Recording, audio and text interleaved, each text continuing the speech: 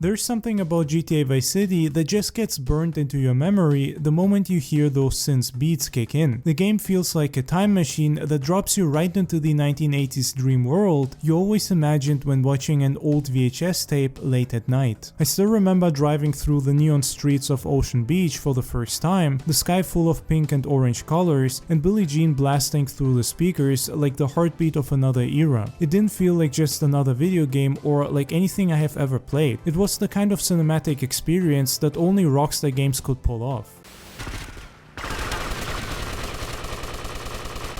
You're messing with the king. She was more like a beauty queen from a movie scene. Before the days and before the night, go and dance on the floor in a round. What I love about Vice City is how committed it is to that 80s atmosphere. Every palm tree, every mustache, every pastel shirt feels like it was ripped right out of a new wave music video or Magnum PI. Sometimes everything goes exactly as planned. It's Miami through a pop culture filter, not the real city, but the one that lived in the collective imagination. Extremely stylized and resting heavily on the shoulders of 80s cinema, music and fashion. It was a decade full of decadence, pushing boundaries, excess and rebellion. Hey little sister, what have you done? Hey little sister, shotgun. It's a nice day for a white wedding. And Vice City nailed that perfectly. It feels as if Scarface, Miami Vice and MTV melted together to create one of the greatest games of all time, and probably the one game that had a bigger influence on gaming and modern pop culture than anything else. This game brought the 80s back almost single-handedly and is still relevant. Hi, I'm Mark Goodman, and you're watching MTV Music Television all day, all night, all video music. In my opinion, what makes the nostalgia of Vice City so powerful is that it's not just referencing the 80s or using that decade and radio as cheap gimmicks and simple Easter eggs. It uses all of that to create a unique atmosphere and vibe in a way that sticks with you and leaves a lasting impression. I mean, to this day, I have fake nostalgia about the 80s anytime I hear a song that was featured in one of the radio stations in this game. I can't listen to Billie Jean or Out of Touch without thinking about Vice City.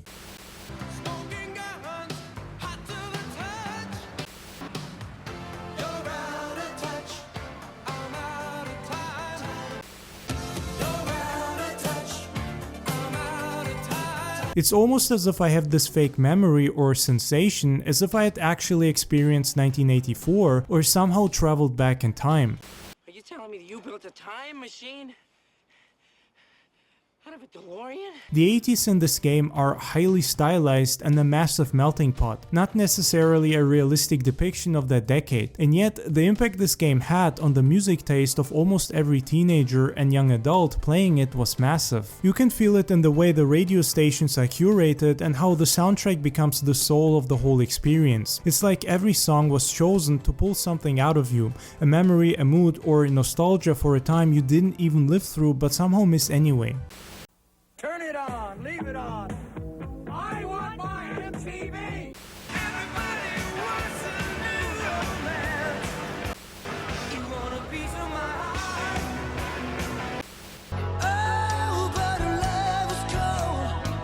I'm gonna run to you. There's a certain character and charm to this game that some of the other titles miss. It's hard to put into words because all GTA games are amazing and all of them have their own special features and unique attributes that make them stand out in their own way. But I would argue that Vice City is the most unique and special within the franchise just because of how it captures the feeling of a whole decade so perfectly. It's also the only game within the franchise, not counting the Vice City Stories DLC, that takes place in the 80s, and that makes it stand out. I should have known better than to let you go alone. Is this the love that I've been searching for? I can feel it coming in the air tonight. The colors are bright and it all feels grounded in this haze of nostalgia. The graphics might look dated now, but that somehow makes it better. It's like watching an old VHS copy of a movie you loved as a kid. A little grainy, a little faded, but warmer because of it. That imperfection is what gives Vice City its magic. What's interesting to me is how Vice City doesn't just recreate the 80s, but how the 80s felt. There's this mix of glamour, danger, beauty, and decay. You're surrounded by money, music, and power. Tommy Vercetti is a guy trying to carve out his piece of the American dream, even if it's covered in neon and blood.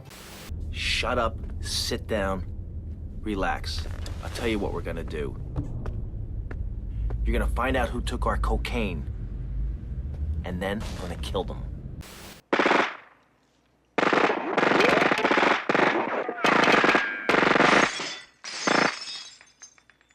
To me, Vice City is the ultimate nostalgia trip because it reminds you of a decade that was already nostalgic for itself. The 80s were obsessed with image and aspiration, with looking good while everything fell apart underneath.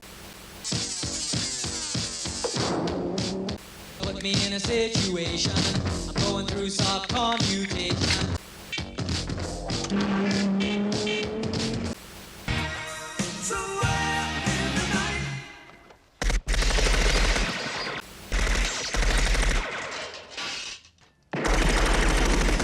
The game captures that perfectly. Every time I hear Africa by Toto or Out of Touch by Helen Oates, I can't help but think of the neon-drenched streets of Vice City, the music, and that pink glow bouncing off the street in front of the Ocean View Hotel. Even now, decades after its release, Vice City still holds up because it's more than just an open-world crime story. It's a love letter to a whole decade, the music videos, the movie posters, and the sound of late-night radio. It's that VHS tape that never gets old, no matter how many times you rewind it. In my opinion, that's what makes it legendary.